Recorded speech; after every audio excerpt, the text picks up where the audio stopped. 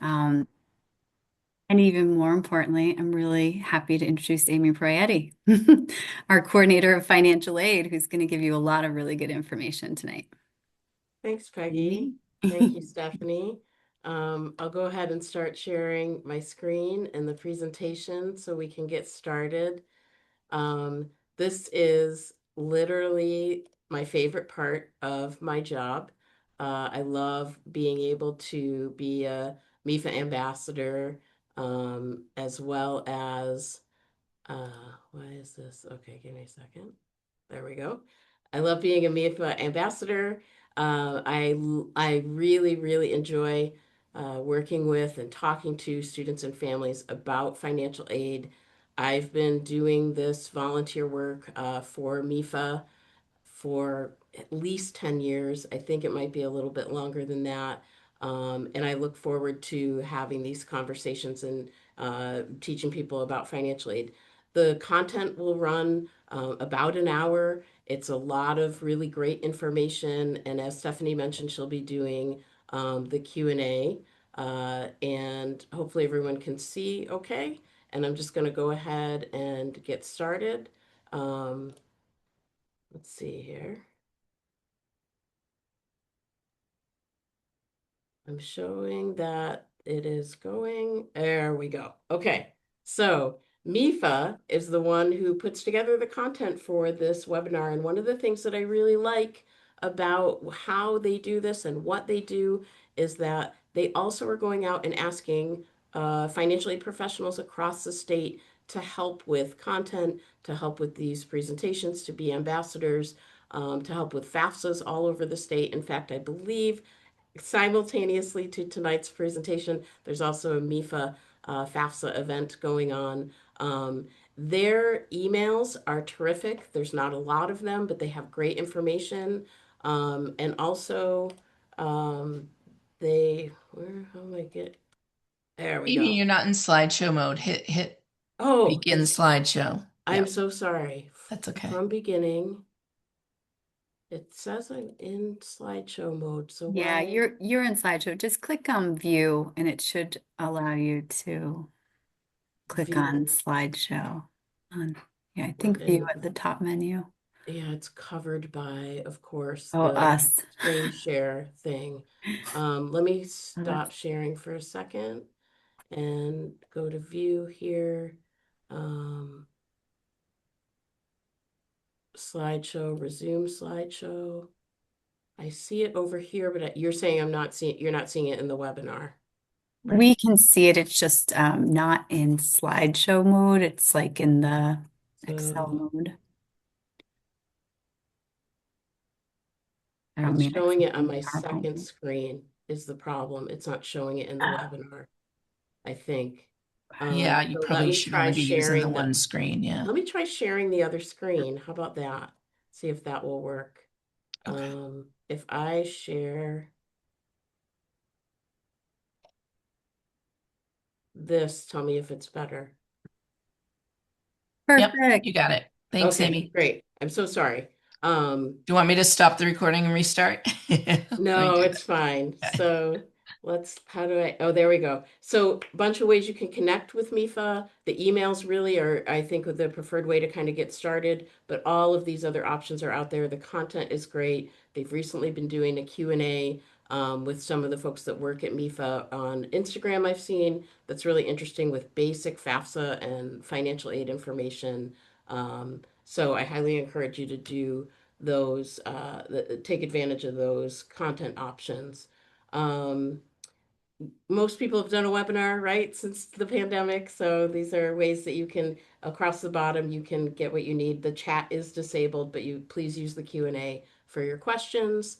MEFA is a nonprofit, and they exist by state authority and have for many years. And they provide wonderfully objective and high quality information about both the admission and financial aid process for families, and I encourage you to really get involved with their information if you're looking for help deciding on either of those things or how to navigate admission and financial aid. I am a volunteer. I do not work on commission. Just so everyone is clear about that. And tonight, what we're going to cover right here on the screen, the where financial aid comes from and what it is specifically. There's different types, how the application process works. Once the application is at the individual schools, how do the decisions get made? And then we will actually walk through. Here's what a bill might look like for your first semester of your freshman year, and how do you pay that bill with financial aid or with contributions from the family or other sources. And then there's always folks, I like to pick on the nervous Nelly moms, is what I call them in these sessions, but there's always folks that want stuff that they can do right away. The good news is we're into December, so if you're not yet working on FAFSA stuff, you're not quite sure of the financial aid process yet, there's lots of things you can do right now because it is the season to really get started for, especially for seniors, but for juniors in high school as well. There's lots of stuff that you can be doing ahead of time. Let's get right into it. So, what is financial aid?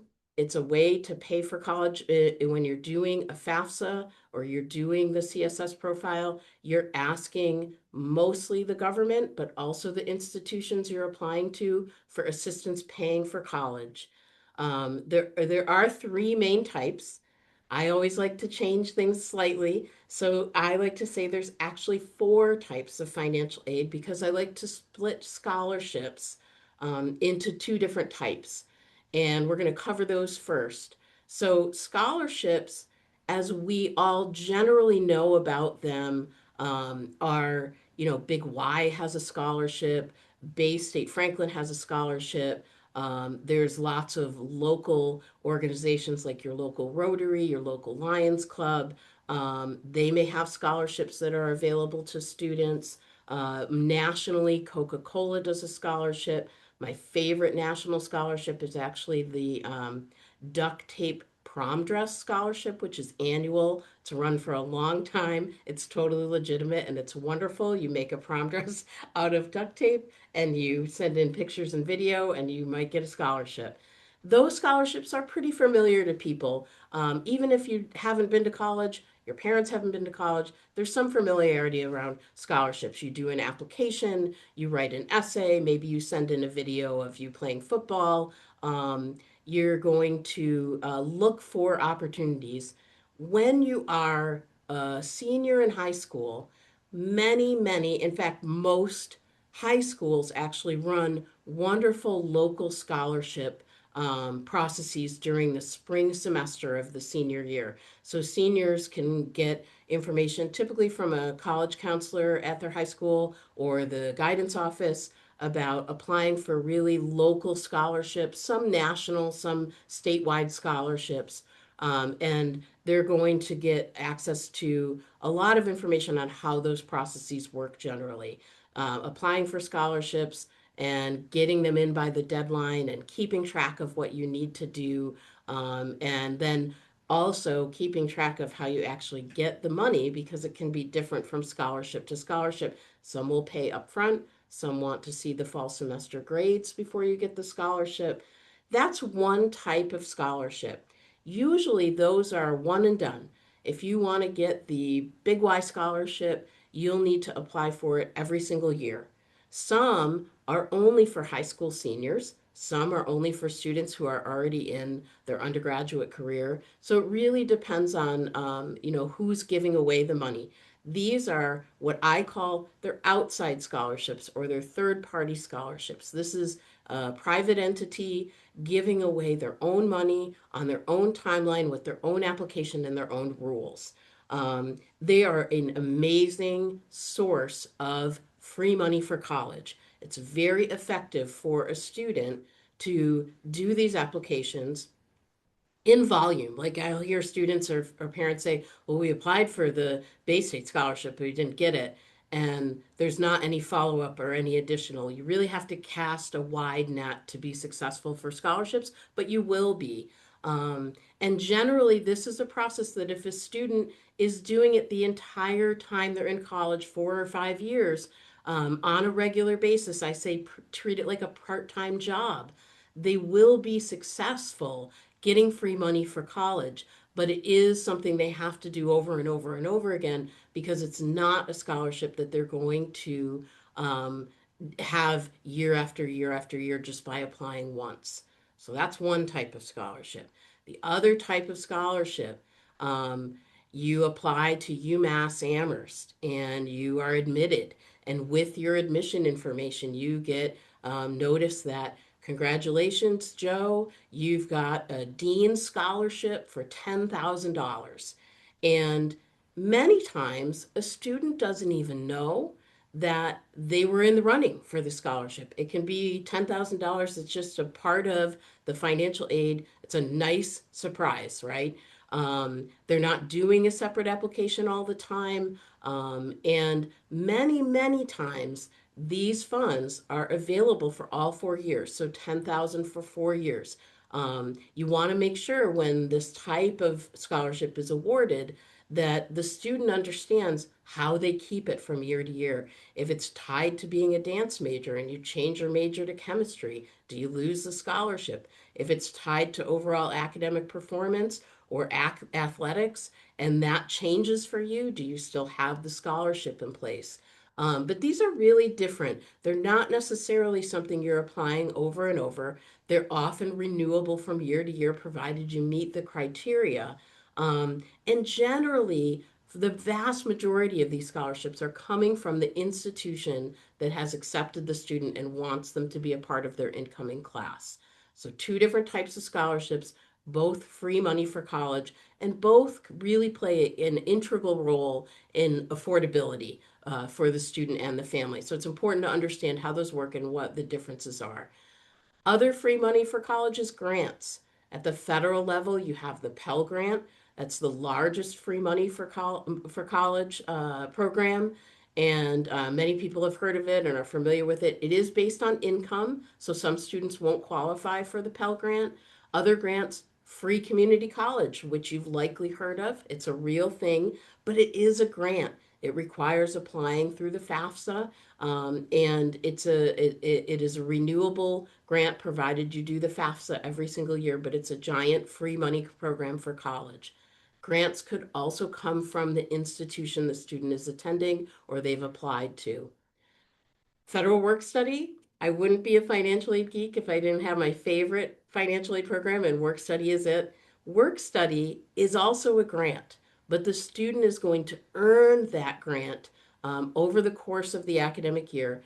They get hired into a work study job, might be on campus, might be off. It has to be an approved work study job. So they can't say, well, I work at Walgreens. Can I use my work study at Walgreens? That's not how it works. They're approved. If they're in the community, they're generally at nonprofits.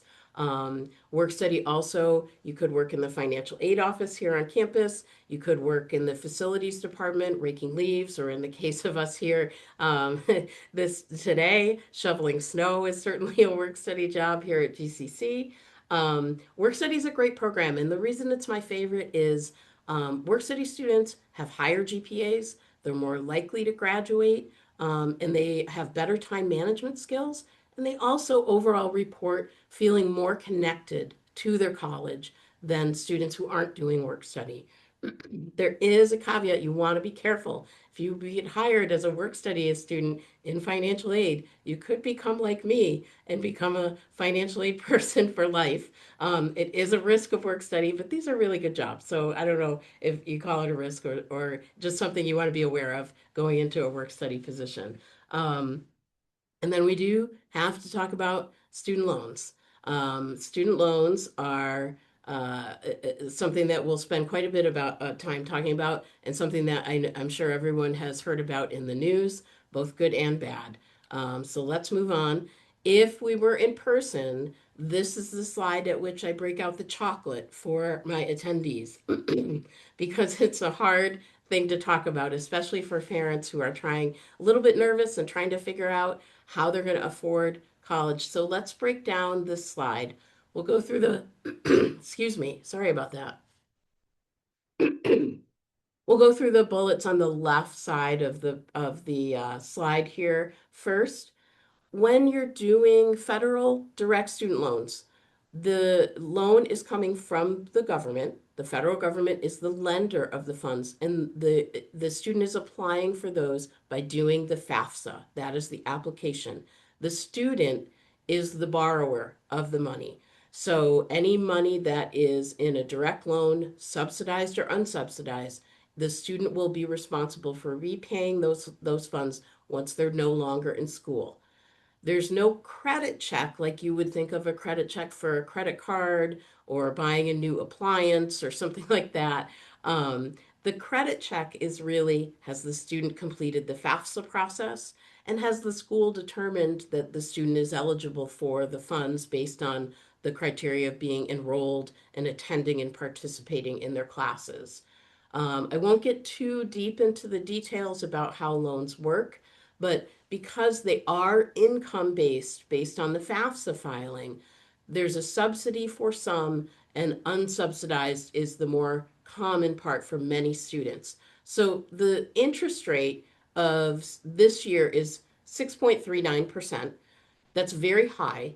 And the subsidy happens with the interest rate while the student is in school. So if the student's income level qualifies for the subsidy, that monthly 6.39 interest is paid while the student is in school by the federal government. So a student borrows $2,000 in their freshman year. It takes them 4 years to graduate. That $2,000 when they enter repayment is still the same amount. The interest begins accruing at that 6.39 rate once they graduate and they are in repayment on the funds. Um, the unsubsidized, as the name suggests, there is no subsidy, so nothing gets paid while the student is in school. Now, I'm showing my age by telling you how it worked when I was in school 30 plus years ago. That we would get a coupon book and we would pay the monthly interest and send the coupon in with our check while we were in school. That changed many, many years ago, and the government just basically tacks on the interest to the end of the loan. So that same example of $2,000 that's unsubsidized, 4 years later, the student enters repayment.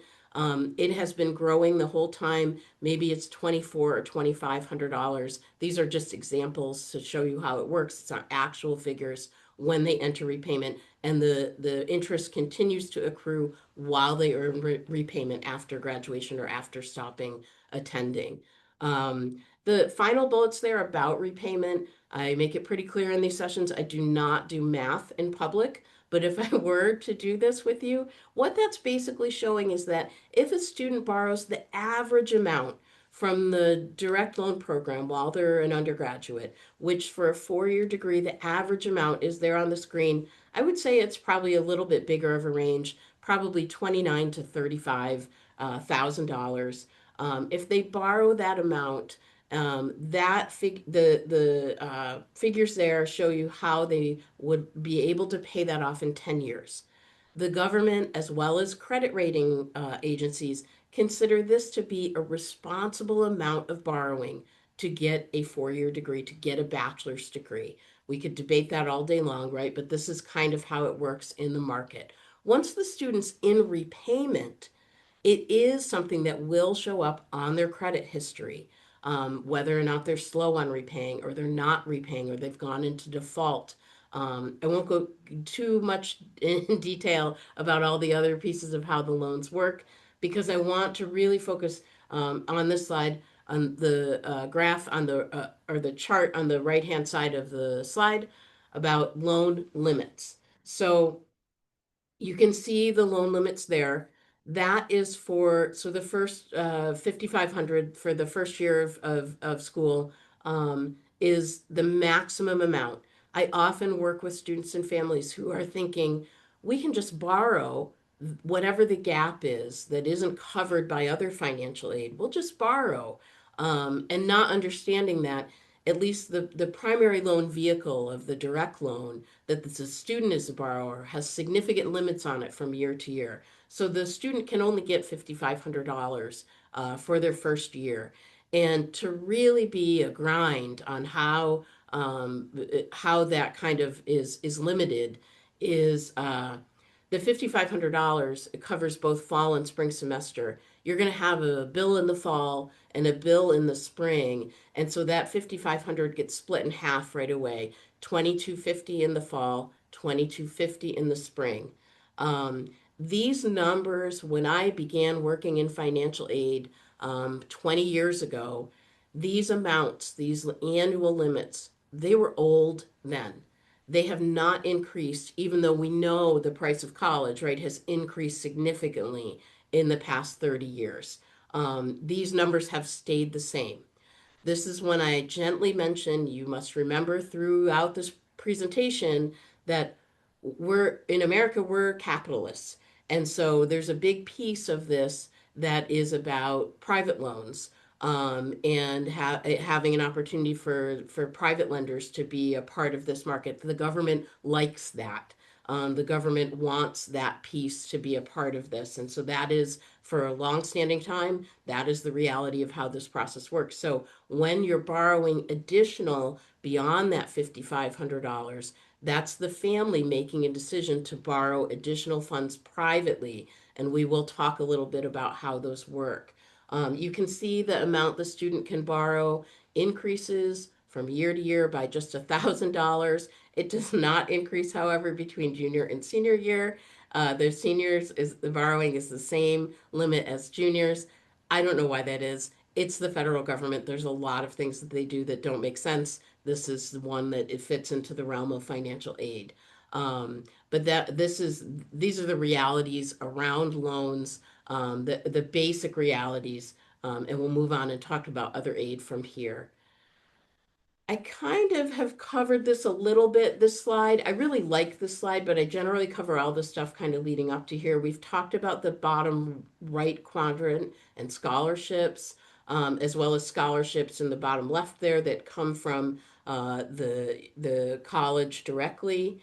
One thing I like to mention here about Massachusetts and aid that comes from Massachusetts is Massachusetts has a number of dozens of financial aid programs that are grants, scholarships, waivers. There's a small loan program that most schools in the state don't participate in, but you should know they exist. I often have families, nervous moms especially, that are trying to go on the Massachusetts website and look through all of the options and make sure the student knows of all the Massachusetts opportunities that they could apply for. And what I will say is, it's not something that a family or a student really needs to spend time on. The state will notify students and the school that they attend when they qualify for almost all of the grants and scholarships.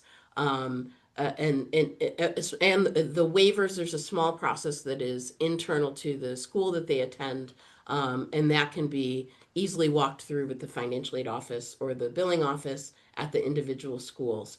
But I also like to mention about Massachusetts what has changed with us over a very short period of time. I used to be really frustrated because when you measure us against all 50 states, um, and how we do as a state spending state funds on helping students and families pay for college, we for a long time were what I called the best of the worst. We would finish somewhere around like 28th out of 50 states in helping our families afford college. And then 3 years ago, we introduced free community college, right? And our number has jumped, and we're now about in the top 10. We're pretty solidly at the high end of the top 10 for how well we fund college. But I say, as a community college person, I say that it has an asterisk next to it because it doesn't increase it for 4-year attendance, for bachelor's degree attendance. So you want to understand kind of Massachusetts does a good job, but with a caveat, we could be doing a better job. I think I'll move on from this slide at this point. Um, Merit-based aid. We're going to talk about merit-based aid, and then the next slide is need-based aid. They look really similar. Merit-based aid. I helped a number of families last week and over the weekend who they had to meet December 1st deadlines for many of the private schools. that are looking for merit-based aid for the FAFSA to be submitted for students who are looking to get admitted for the 26-27 academic year. So these are your seniors.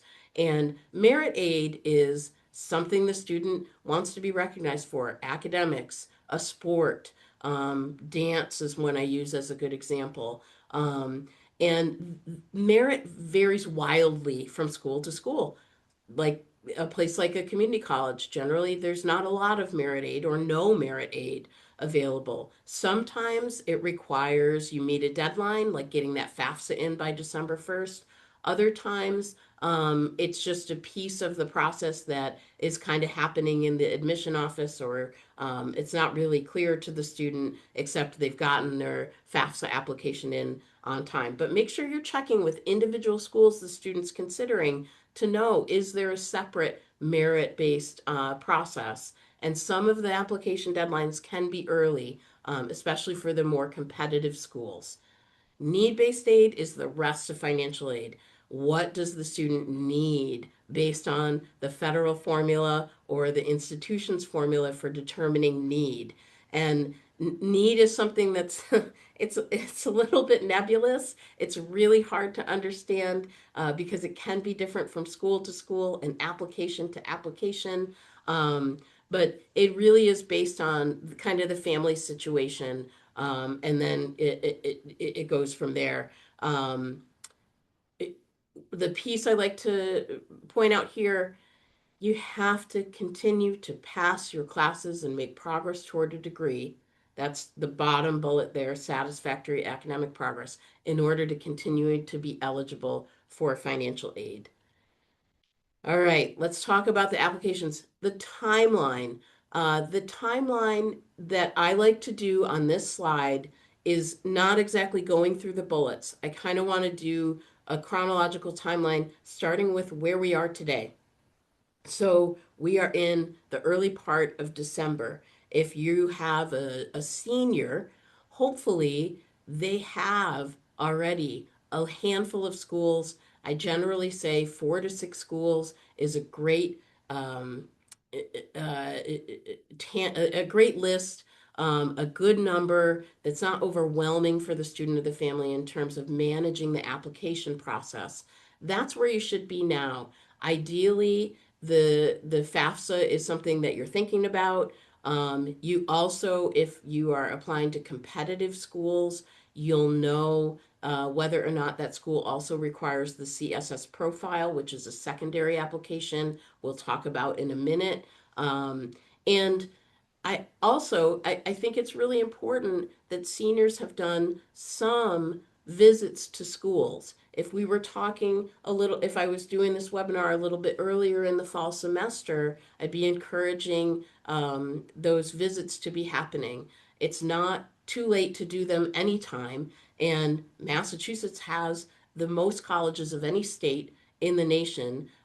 Especially if you're here in the Pioneer Valley, you almost trip over schools just getting around. There's schools everywhere. I encourage you to look at schools of different sizes, community colleges, a place like UMass, any of the UMass campuses that have huge amounts of students and have master's degree and PhD programs, graduate degree programs as well, or maybe professional schools. But just get a sense of what it feels like to be on a college campus. They will feel different from school to school. And this is where I say to the parents that this process is hard with where your student is developmentally right now. It's late adolescence. It's totally normal for a student to really shut down their communication with their parents, right? I remember being super jealous that my brother, who's a couple years younger than me, could always manage to just kind of grunt or give one syllable to my parents whenever they asked him a question, and that would be enough. And I was talking a blue streak about everything, even when I didn't necessarily want to. And when you're talking about deciding on a college, and the student says, "Well, I just like Wentworth. I don't know. I just like the campus. It just feels like the right school to me," and they can't get any deeper than that. That's normal. That's developmentally appropriate. Unfortunately, it's a leap of faith to make these decisions at this point where they are with their development as a late teen. And so you kind of have to meet that head on and have a lot of family conversations about what's possible, what's realistic. So we're in early December. If you have been considering early action or early decision, those deadlines have likely passed for most schools. Early action is a binding, is that right? Early decision is binding. I'm sorry. Early decision is a binding decision. If a student applies early decision to Syracuse University and they get in, they got to go there. If they get in later to Stanford and they never expected to get into Stanford and they change their mind, um, Syracuse is going to tell Stanford, and it's likely that that will be rescinded. So it's a binding thing. If they're sure about where they want to go, because it's where everyone in the family has gone for generations, early decision might be a safe bet. Early action is non-binding. You can do a lot of early action just to put a toe in the water of whether or not you'd be accepted at a school that you're curious about. That's the difference between the two. But like I said, those deadlines for at least seniors have likely passed. If we have parents and families of juniors listening in, just know those processes happen really early in the fall. The standard deadlines, we'll come up on those. You want to get your FAFSA done now. You want to get your CSS profile done now if you need it, because you want to have an admission application and the financial aid applications in at all the schools around the same time so that you can get financial aid information when you get an admission decision. Typically, you're going to do those standard timeline applications now, have them in January for like a February deadline. Sub deadlines could be in March, but usually the deadlines are in February. And then there's about a month worth of turnaround where you're kind of waiting for a decision in most cases. And um, you'll hear in late March, early April, with both an admission decision and the financial aid. And what's really different for the parents that are listening in is there's not a letter coming home anymore. It's not a letter you rip open to see if you got in or not. The student, once they've applied, is going to have a web portal with each school that they've applied to, and they've got to be checking that web portal on a regular basis at each school they're considering to get that admission application information, to get the financial aid decision and the financial aid offer. Those things are really on the student to be managing, which is why I generally say 4 to 6 schools is what's manageable. You can include on both the profile and the FAFSA as many as 20 schools. So it's really about what the family can afford, what the student is seriously considering. But I'll remind you, they can only go to one school. So 20 schools on the FAFSA, 20 applications out there may be too much to manage. And what I've learned over time in working closely with admission folks is, especially at the more competitive and the private schools, they're checking in the software how many times has the student visited the web portal? Have they opened the financial aid information in the web portal? They might put that dean scholarship out there for the student to find, and it could expire. So you want to make sure you're checking those things regularly. They may make a decision that they won't offer admission to a student who's never even logged into the web portal. They must not be serious if they've only logged in one time or they haven't logged in at all. So you should know that that's how those pieces work. Um, you will be able to, in April, have about a month where you can look at all of the offers, the financial aid, and how that all plays out, and make a decision about what's affordable and realistic for the family. And May 1st is what we call decision day.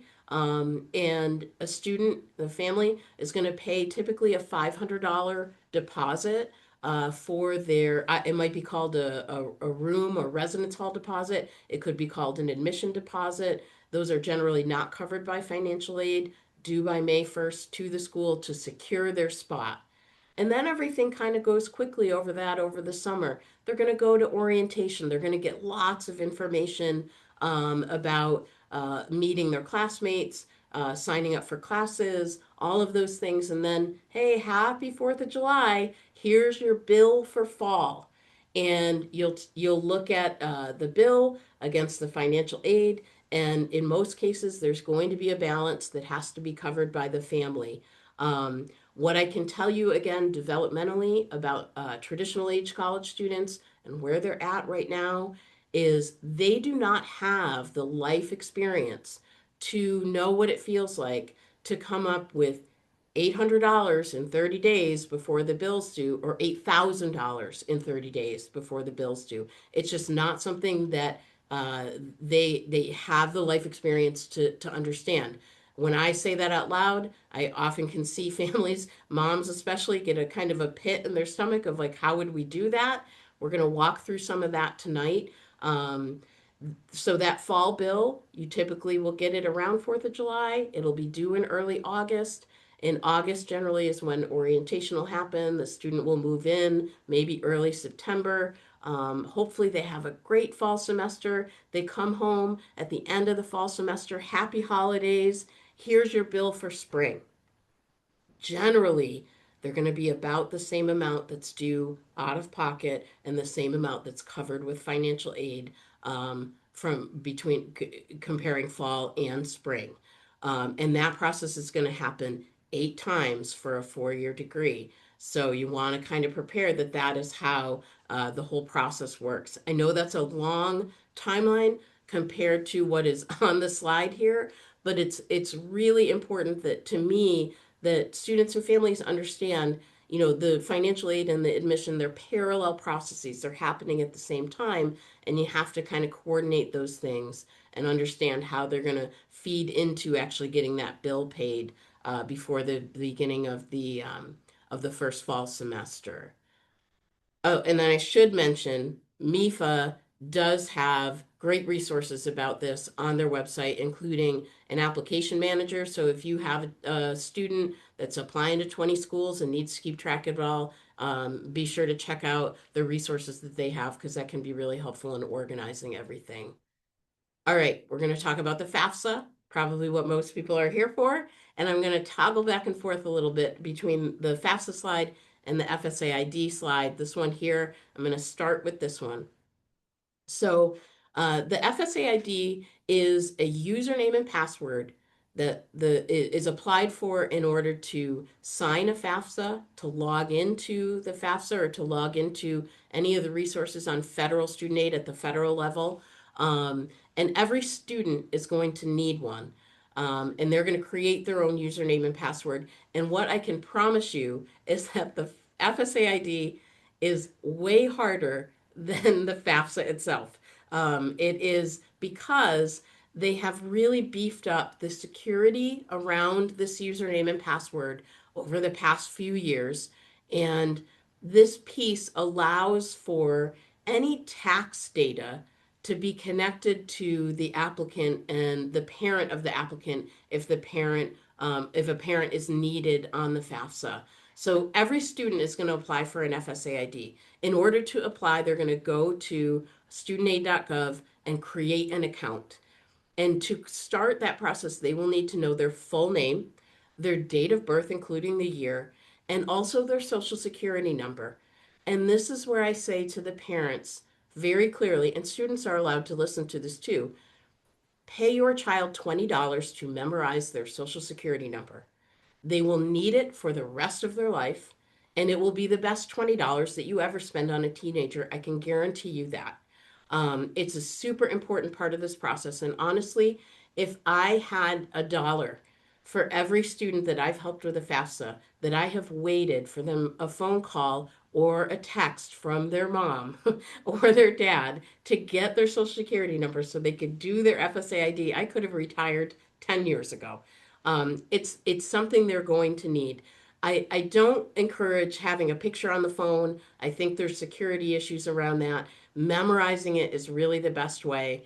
Pay them $20 to do it. It will be something that really saves you both time and headache over the course of their college career, for sure. Because they only apply for the FSAID once. They'll use it every year because you do a FAFSA every year. The parent also needs and FSA ID. So you're going to say, if you're married parents, well, which parent? And what I will say is, it's the parent that does the things. If you're the parent that is taking them to doctor's appointments, making an appointment for them, that's the parent that's going to do the FAFSA with them. If they're married, filing joint taxes, that is who you would have do the FSA ID. If there's only one parent in the picture at all, that's the parent that's going to get the FSA ID. As long as the student is under the age of 24, they will need a parent to do the FAFSA with them every year. There's a piece that belongs to the student, a piece that belongs to the parent. The questions are very similar, but the parent is expected to contribute in this part of the process. Um, if the student is married, the student and the spouse will need to provide information. Most of the time, I don't run into that in doing these sessions. Um, it is possible to do an FSA ID without a social security number.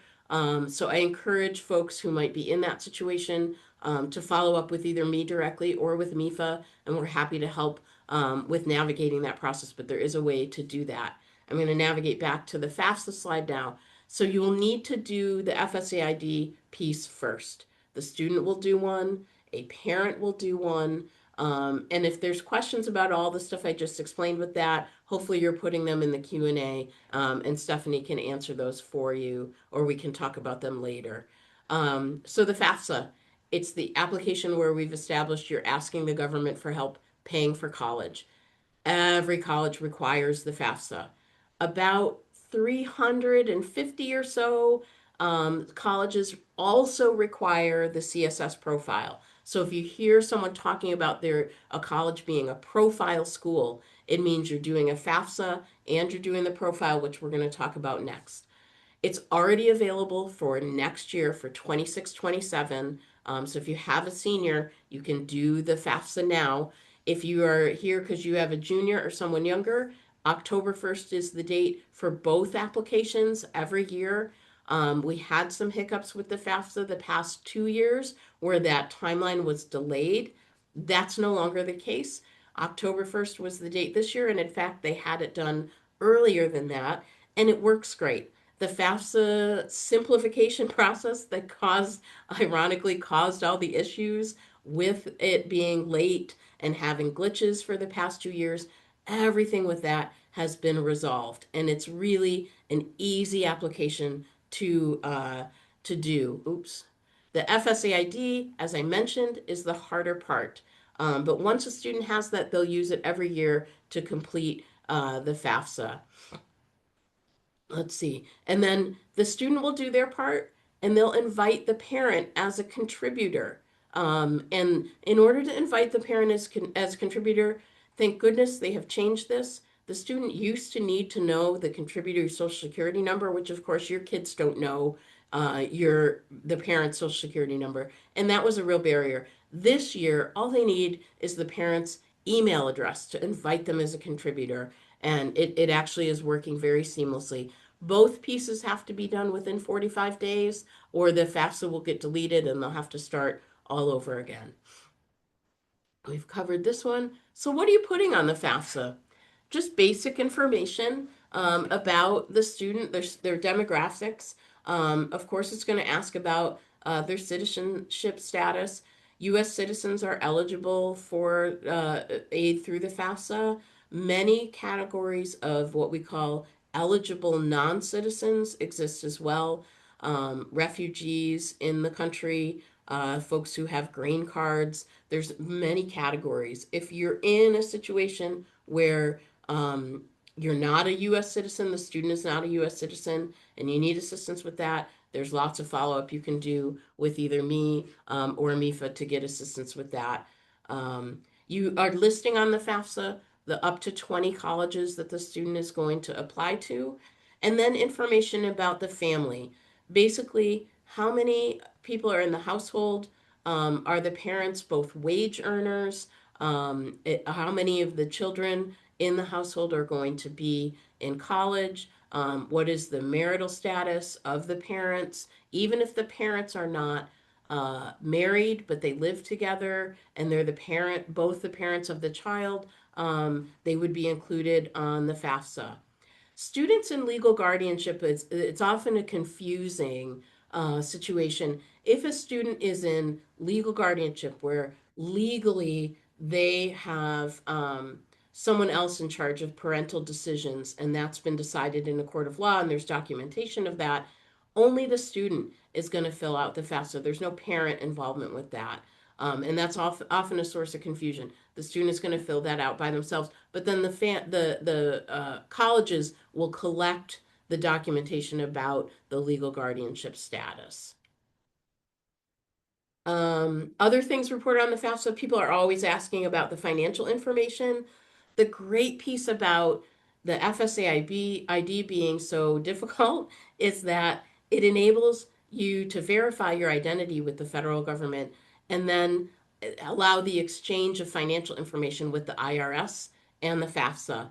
So if you've done a FAFSA in the olden days, just 3 years ago, you would be searching on tax forms often for the right information to put manually into the FAFSA.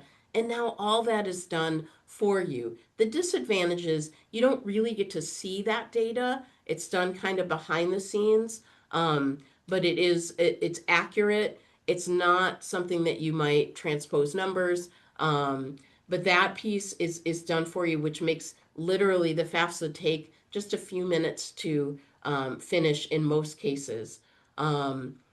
So there are 3 questions on the FAFSA in the parent section and 3 questions in the student section, a total of 6 questions, but the 3 questions are identical in that section that I want to just briefly mention. There's something I like to call cash on hand. So savings, checking. There is then a second question about investments, and whether or not the family or the student has investments and a dollar amount for those.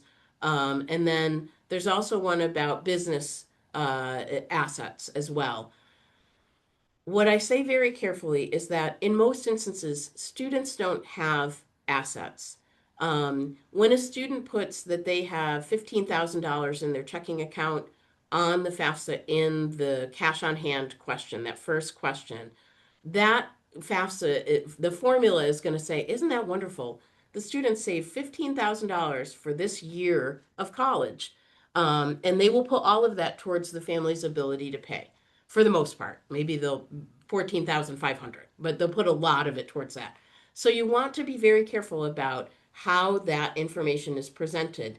These questions are point in time questions. These 3 questions the student is going to answer, 3 questions the parent is going to answer. They're point in time questions. So you're answering as of that day, and you will not be able to see or change them later on. That's a new piece for this year. And so it's really important to then talk about what pieces are not included in those numbers. Because if you make a mistake and you include your retirement as an asset, um, you're going to have to contact individual schools directly to be able to change that. And this is kind of different for this year. You've always been able in the past to go in and change those amounts, and you can't anymore. You're not including the value of a primary residence as an asset.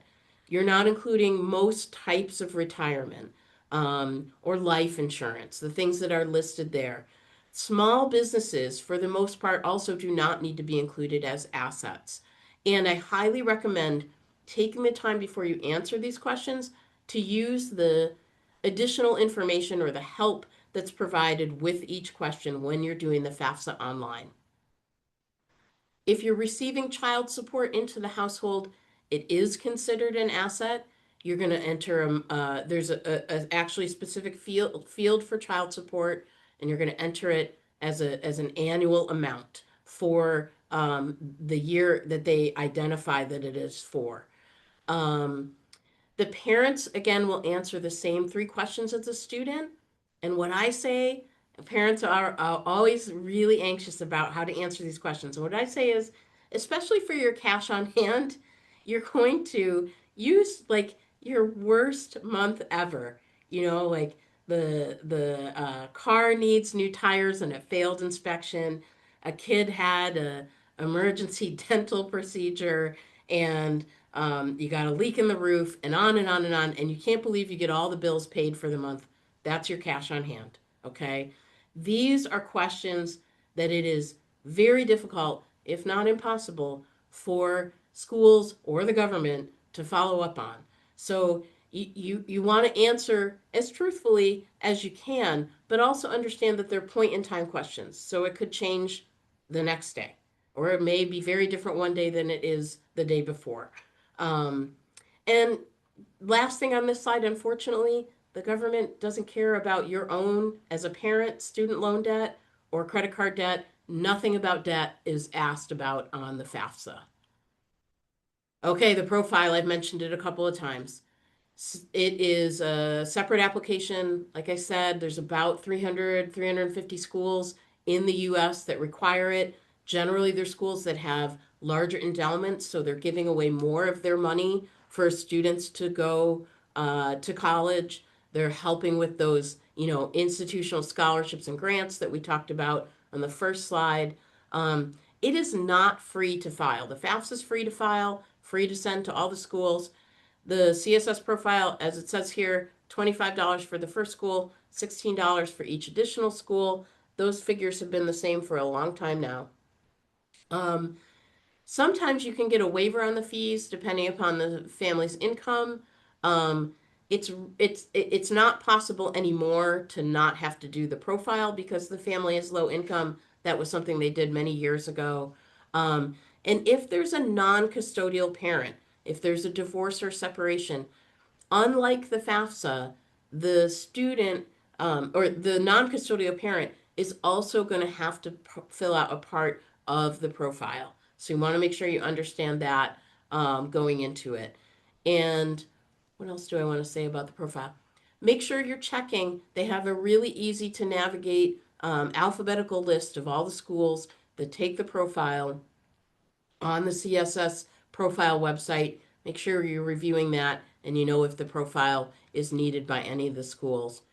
Some institutions will have a separate financial aid application. I'll give you an example. Here at GCC, we have a simple internal form that students will do just to tell us, hey, I didn't register for classes yet, but I'm going to, and that'll be enough to put their application forward once the admission process is done. Um, Generally, it's the profile and the FAFSA, or at community colleges, you might have a simple form that they fill out. Students can find all of this information directly on each college's website. Excuse me for 1 second. Sorry about that, everyone. Um, let's move on here. Once you do the FAFSA, you've answered all the questions, you submit it, it's getting processed. You're going to get a figure returned that is basically a dollar amount called the Student Aid Index. And it's a number that basically represents the dollar amount that the government's formula has determined the family can pay over a 10-month academic year. It's the same formula for everybody, so it's a baseline really, and it's the best way we've come up with for comparing, need, the thing that's kind of nebulous, but it's the best way to kind of compare that. And MEFA has a great tool for kind of calculating those things. It doesn't mean if your SAI is $10,000 as a family, it doesn't mean anybody's going to ask you to write a check for $10,000. But we'll see a few slides from now how that kind of all works into the equation of how you actually pay for school. Um, so you've submitted your FAFSA, you've applied. Until the next year, until you do the FAFSA for the next academic year, there's usually not a reason to go back to the FAFSA directly. Once it's submitted successfully, your communication about what's on the FAFSA is going to be directly with the schools that the student is considering. And you really don't want to be going back into the FAFSA and making a lot of changes, particularly if you're waiting on an offer of financial aid. You're going to want to be communicating with the schools directly. Whether you know it or not, the both the schools as well as the state that the student is a resident of will get that FAFSA. Takes just a few days usually to get to there and be processed. Um, and in Massachusetts, the state is getting a copy of the FAFSA and reviewing it for state aid. Remember, I said don't go to their website and look at all the dozens of things. They're going to do that for you.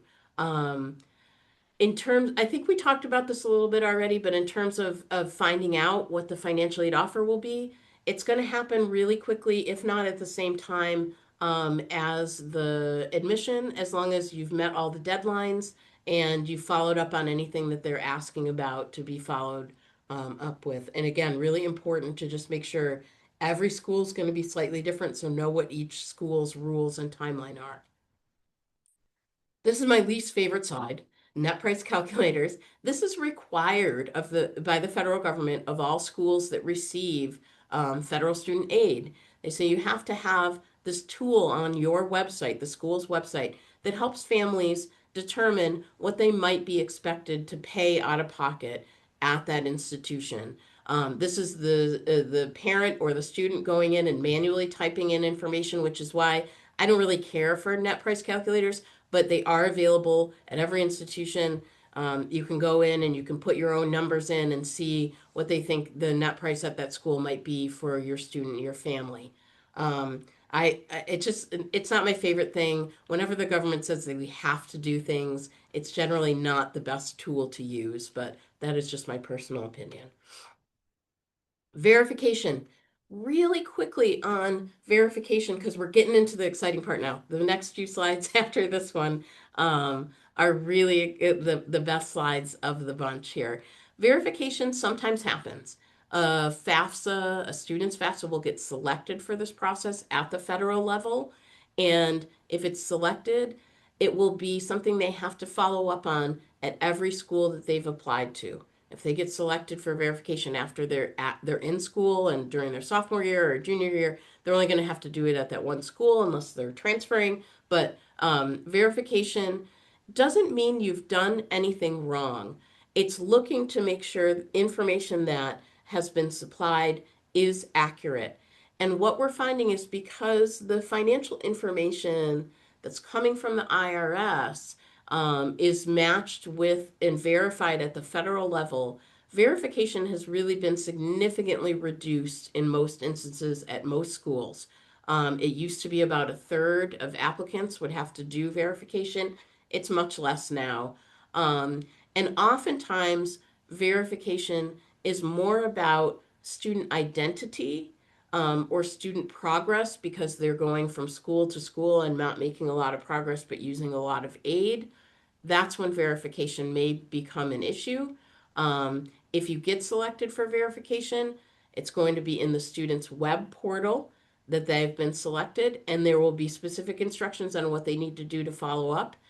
If verification is in the mix when you're getting that initial offer letter from a school, you've been accepted, you're waiting on the financial aid, sometimes they'll still go ahead and offer financial aid, but it will be estimated until that verification process is complete. So make sure that those pieces are that you're doing on the FAFSA are accurate, and then if verification happens, just do the follow up and ask the school for assistance when you need it. Here's where I stop and say, your financial aid professionals, they're friendly people and they want to help you, and there's lots of different ways you can get in contact with them. And it will be different scenarios and different timelines and different rules from school to school. And make sure you're making connections that help you to understand how it works at each school.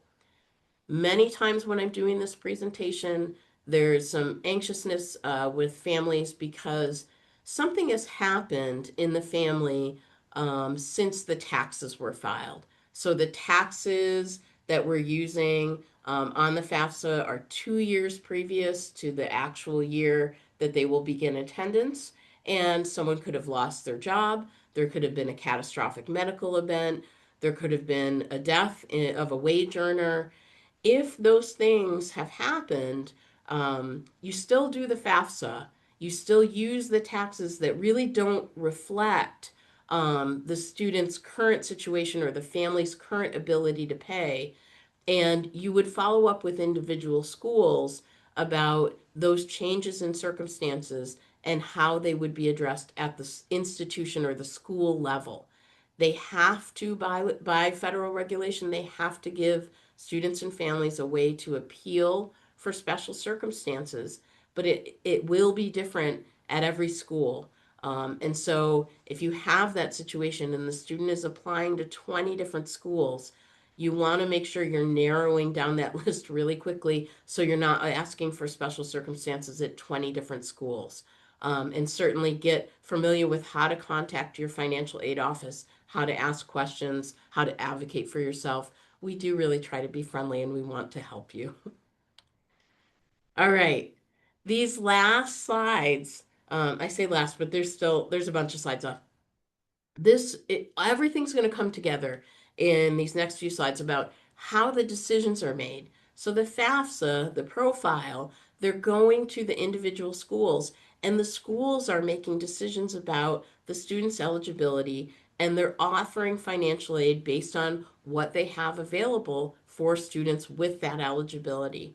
And the first thing that happens is the federal government requires that a cost of attendance be set for each student.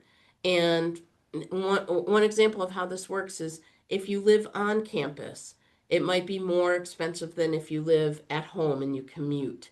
If you are in a pre-med program, it's potentially a lot more expensive than if you are in a liberal arts program, just because of books and things like that, lab fees, things like that for sciences. On this slide, what we're seeing here is how cost of attendance kind of breaks down. And this really gets at some of the things that you hear over time about the cost, the affordability of college, right? Like community college attendance, community college costs. You can find community colleges in the Commonwealth that the cost of attendance is, $10,000 to $15,000 a year. If you are going to some of the more expensive schools in the country, and be careful because the most expensive ones are in New England and New York generally. But a school like, I'll pick on Mount Holyoke, right in our backyard. My daughter is a sophomore at Mount Holyoke this year, and their cost of attendance is $88,000. The most expensive school this year, I believe, is Harvard, and it's over $90,000 a year. So there's a huge range in cost of attendance, and you want to kind of understand what is included in that. And this slide does it really well. Um, the green boxes are the figures that you're going to know because they're on the bill and they're direct costs they're translate to you have to pay this dollar amount on the bill.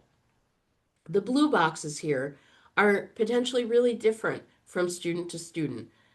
The example I like to use all the time is if you are in Massachusetts and you go to Worcester State, your cost of attendance piece for transportation is going to be much less than if you are from Massachusetts and you go to UCLA. If you don't know already, you should know when a student is living on campus, those are 10-month residences, but they are closed and not available to students in most cases for chunks like the Thanksgiving holiday that just happened, about a month in between the fall and spring semesters. Spring break, they're closed. So a student can't just stay in their residence hall at UCLA throughout the course of the whole academic year. They can sometimes pay for, a full residence hall experience that's available for even during those break times. Many schools have those available, but it will cost more. Right, we're capitalists. There's always going to be an extra cost if you're getting something additional. Um, the books and supplies is one I like to call this the bright spot of college affordability. When I was a college student, full-time college student at a state school in the early 90s, my books consistently ran me a 12 to $1,500 a semester. That was very consistent for, you know, 4 or 5 classes a semester, full-time student. Um, my daughter, she is paying about one semester she only paid $75 total in books and supplies. This semester it's a little more, it's around $300, but way cheaper overall and very consistently for books and supplies. Doesn't make up for the fact that the college cost of attendance has increased so much, but definitely books and supplies are much cheaper than they used to be for what it's worth.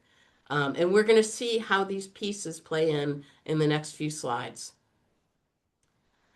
So the big financial aid formula, now that you've got all these pieces and all this fun vocabulary, the cost of attendance is minus the student aid index.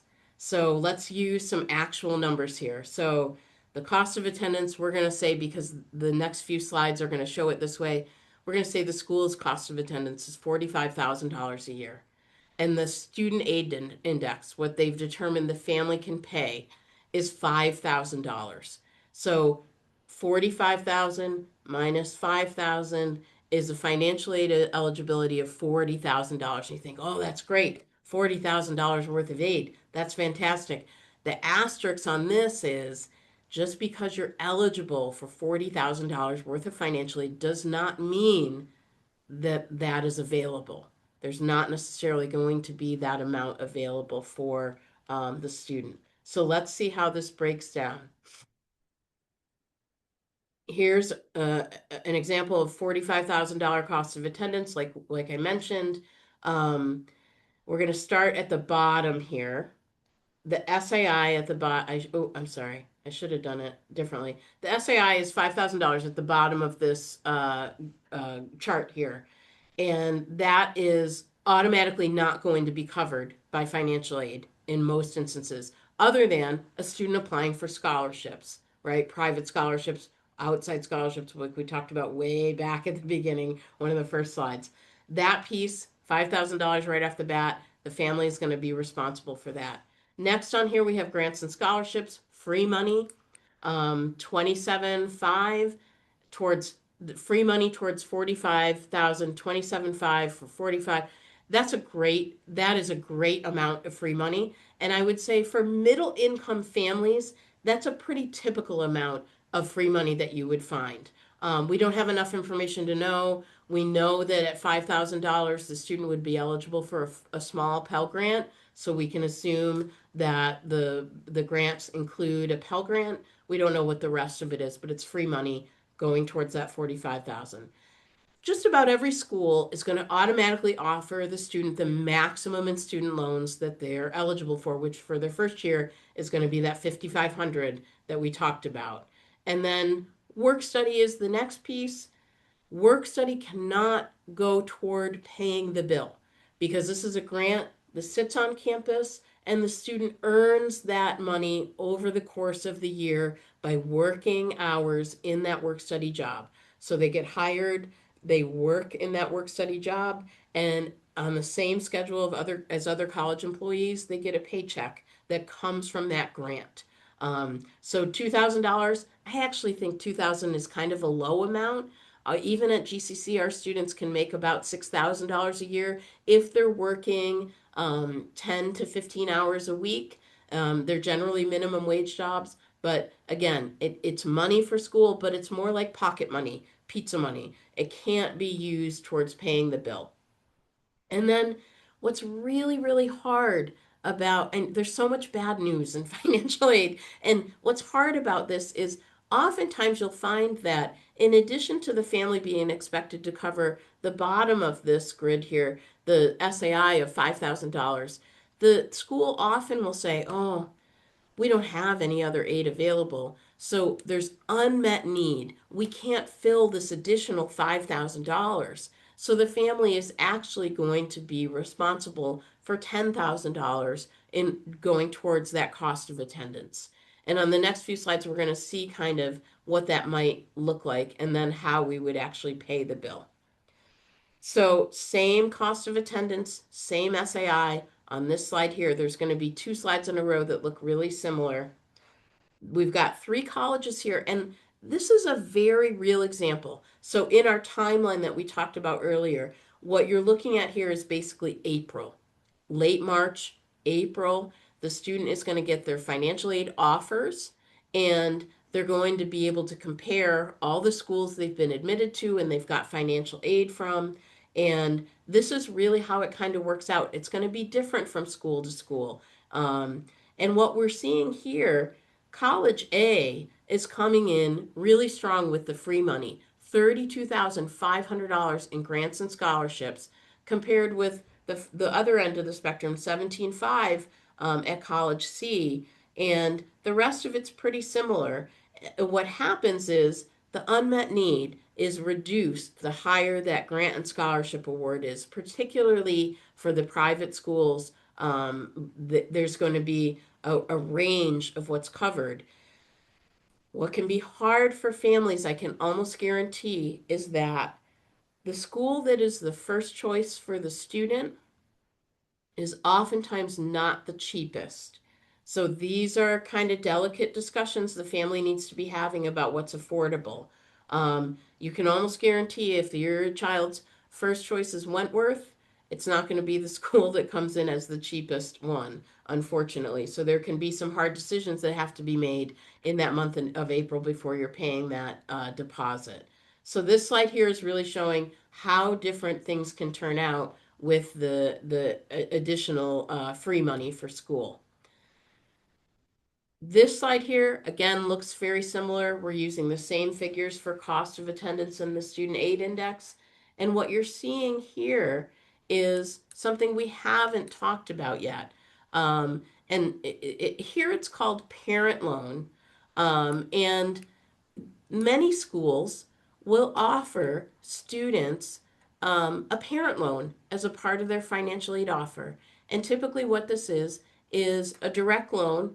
It is called the Parent Plus loan from the federal government. So the parent is the borrower and the repayer of the funds. So the student is getting their 5,500 they get by being a FAFSA filer, and the parent is going to also borrow.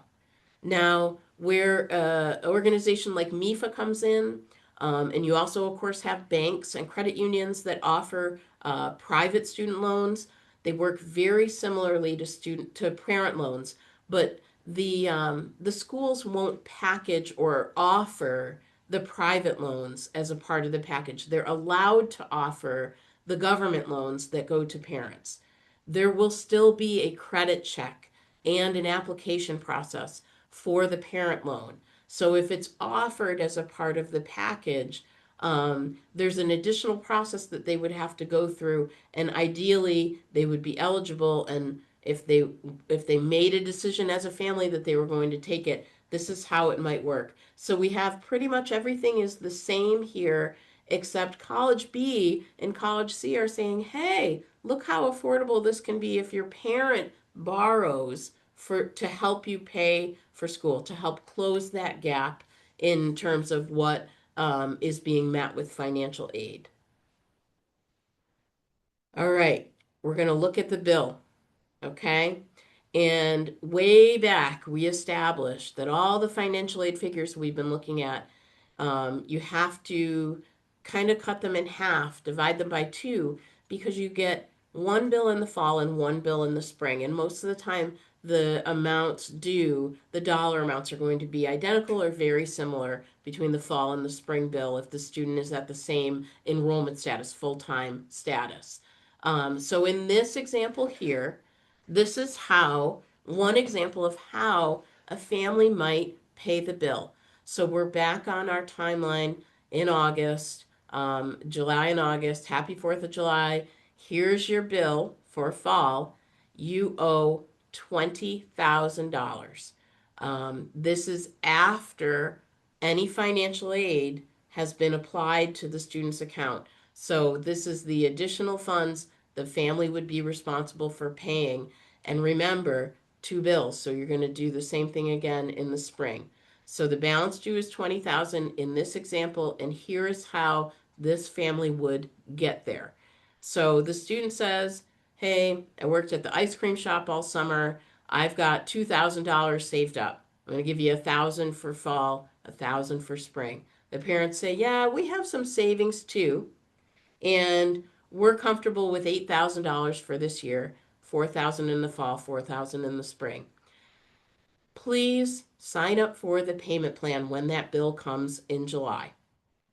Every school has a payment plan. They're very typically, I've never seen one with a crazy fee.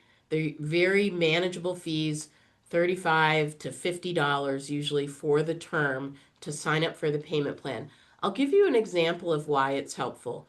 Outside scholarships are something that, remember I said the student is it's a third party giving away money to the student on their own timeline with their own rules.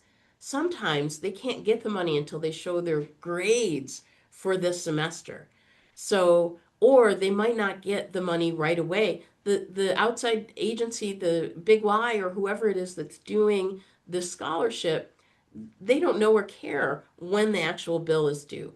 So in my case, my daughter has a bunch of outside scholarships. She did last year, she does this year, and I sign up for the payment plan right away when the bill comes because it helps us with cash flow issues. Maybe that scholarship doesn't come in until October or until the end of the semester.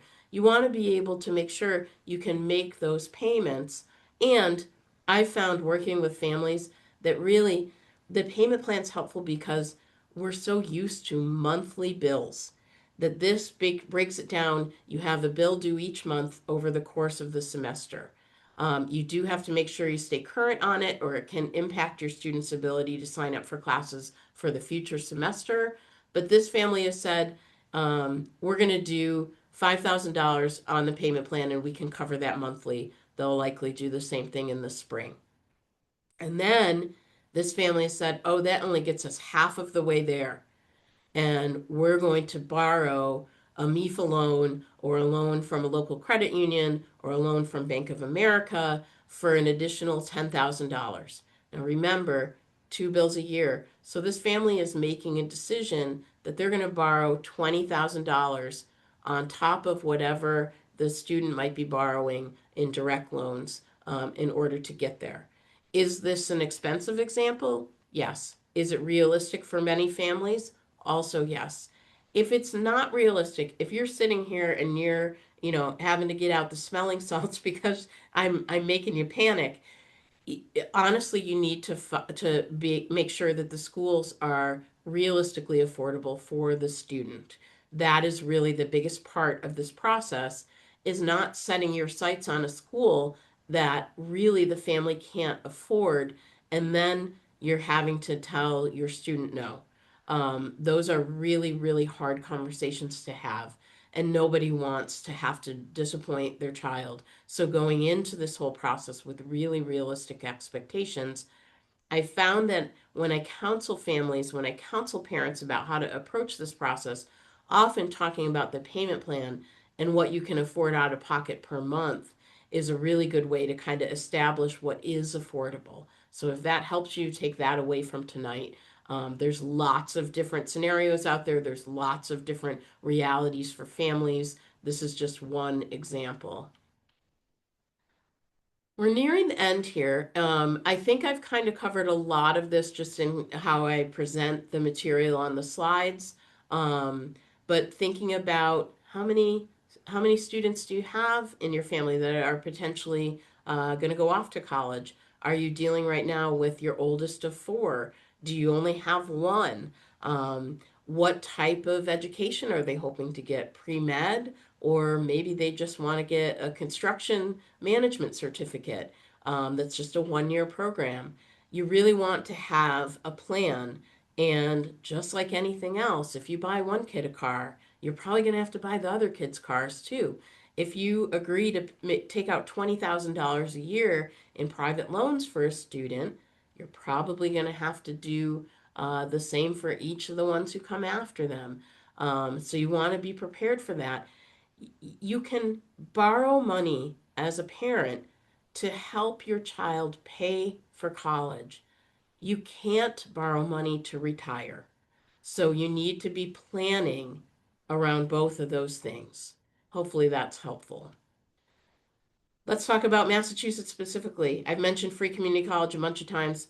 I don't get commission from MEFA. I don't get commission for free community college either.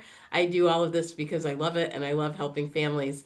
Um, the the bullets here, Mass Educate and Mass Reconnect, are the free community college programs. They still require the FAFSA to be filed.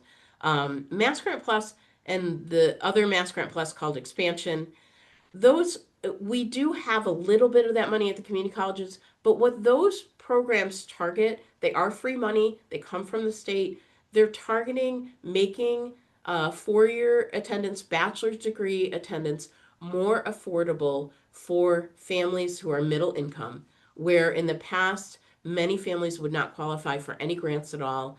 Mass Grant Plus really does get at helping some families with higher SAIs that are what we call outside of Pell awarding to be able to have some grant or free money for school. Um, Tuition equity is about students who might not have citizenship, and there are ways that students can stay in state and get state rates for school and some grants for school following tuition equity, and more of that can be found out through the state website using the link there. And then mass transfer is really great if a student starts at a community college and they're in a mass transfer major. Like at GCC, most of our majors are mass transfer. What that means is if the student completes the program, gets the associate's degree at GCC or at any of the community colleges, and then transfers to a state university or the UMass system, they're transferring in as a junior, and they typically can still complete everything in 4 years. It makes it a lot more affordable. It helps with not having to retake classes or being surprised by additional semesters that they didn't anticipate. Um, and then we do have some agreements in New England that help with tuition. If you are in a neighboring state, you can reduce that out of state rate because you're in Vermont coming to Massachusetts, things like that. MEFA has lots of information about this stuff on their website, and certainly I can be a resource for that as well. What can you do now? You can apply for your FSA ID at any time. We have done this timeline, but just some few things that you can do now and actually I'll put, this might be more helpful for folks. But you can apply for the FSA ID at any time. You can do a FAFSA, you can do a profile. You should be doing admission applications or putting that list together, visiting schools, talking to folks who are alum or who are current students. All of that is super important. There's almost 4,000 schools in the United States. There's going to be one that's a great fit for your student.